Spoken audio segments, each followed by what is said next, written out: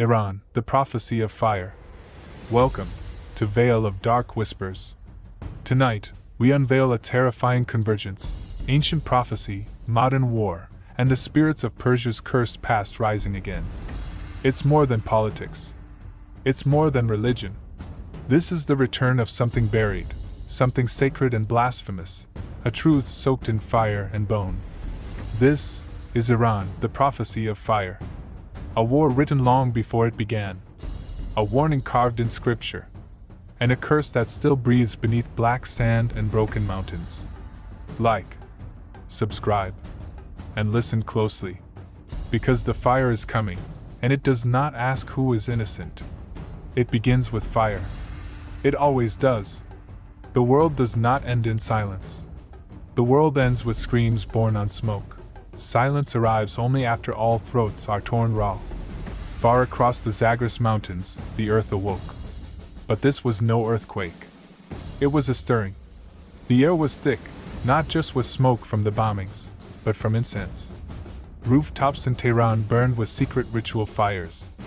Whispered chants, older than Islam, rose between alleyways like serpents. Below, the streets trembled, not from missiles, but from fear. News anchors whispered of nuclear sabotage. Flames swallowed entire research facilities.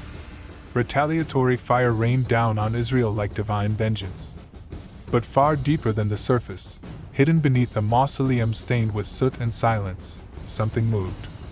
A circle of clerics, faces lined with sleepless decades, stood in a chamber where no light had touched in 1,200 years. Their leader stood silently, veiled in white, still as death. He did not speak. Not yet. But the others called him a name not spoken in public, Al-Mahdi, the hidden Imam, the 12th. The one who vanished into occultation, never to die. The time has come, whispered a cleric with bleeding palms. The prophecy is fulfilled. Chaos reigns. Israel is aflame. The rivers are drying. The desert moans. And the serpent beneath Damavand stirs. Thousands of kilometers away, in the ruins of Yaz's oldest synagogue, an aged rabbi, eyes blind from fire, unrolled a scroll that had been buried beneath molten brick. His voice cracked as he whispered Ezekiel. And I will turn thee back, and put hooks into thy jaws. And I will bring thee forth, and all thine army. Persia, Cush, and Put with them. Ezekiel 38 verses 4-5. He trembled, not from age, but because he knew Persia was Iran. And Iran was rising again. Outside, sirens howled like wolves. Skies flashed red. And on the stone wall, blood appeared, not painted, not sprayed, poured. He leaned forward and whispered, "We were warned. The fire has come." Atop the snow-drenched peak of Mount Damavand, the ground shook. Not from tectonics, but something deeper, older. The villagers stopped praying. Goats collapsed. Children began humming songs they did not know. The mountain breathed. Snow melted in rings. And from beneath the ice came a sound, hissing, clicking, wet teeth on stone. The summit cracked. And blood-red light pulsed from beneath the rocks, like a heartbeat. From the depths came a voice, not in Farsi, not in Arabic, but in something older than language. A roar of rage, grief, and hunger. Zahak had awakened. The Serpent King, cursed by ancient magi, chained beneath the earth. A man with snakes growing from his shoulders, serpents that fed on the minds of the living. He was no longer a story. He was beneath them.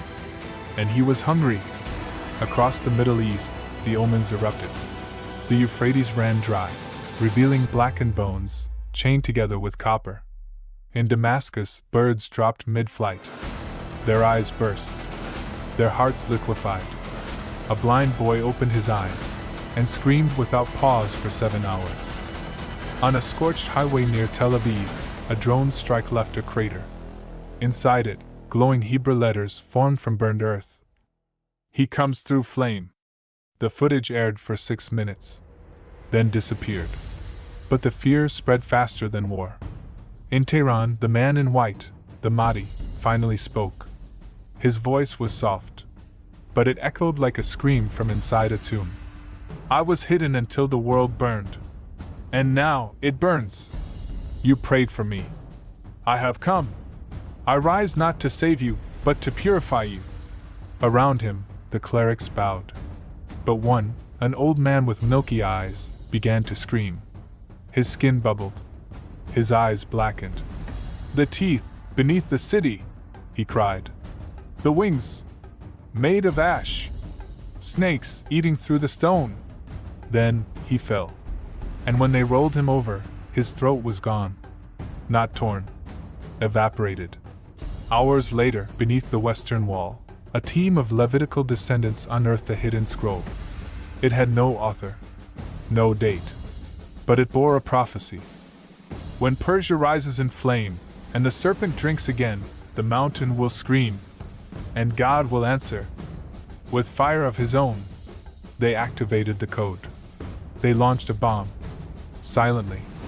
It struck Mount Damavand at 3:33 p.m. What emerged was not just smoke. The mountain split. Black wings erupted from within. But it was not Zahak. It was something worse.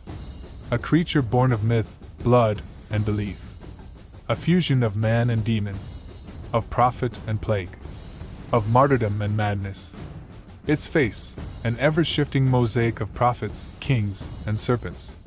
Its voice shattered glass across 5 nations. I am the fire that was foretold. A retaliatory strike struck Tehran. The bunkers collapsed. But beneath the rubble, they found a temple. Walls etched in ash. And in Hebrew. Ezekiel's warning. The Mahdi emerged from the smoke. Eyes glowing with flame. You have waited long enough. I am the Mahdi. And I rise in fire, against fire. But the sky split, not with lightning. With judgment. Something older than angels cracked the firmament. A voice like wind in a grave. I will destroy you, Persia, with my fire. Isaiah 13 verses 17 to 19. The desert creatures will howl in her strongholds. And the hyenas in her luxurious palaces. Then silence. No birds. No wind. No screams. The cities collapsed inward. The deserts howled. And the fire still burns. Something has written this tale in scripture, in smoke, and in shadow. Some believe it is still unfolding. Others refuse to see. This is not fantasy. These prophecies are real. The beliefs are alive. The signs are present. And the fire is already burning.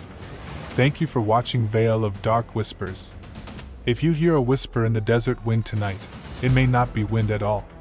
Like, subscribe, and beware, the fire written long before today.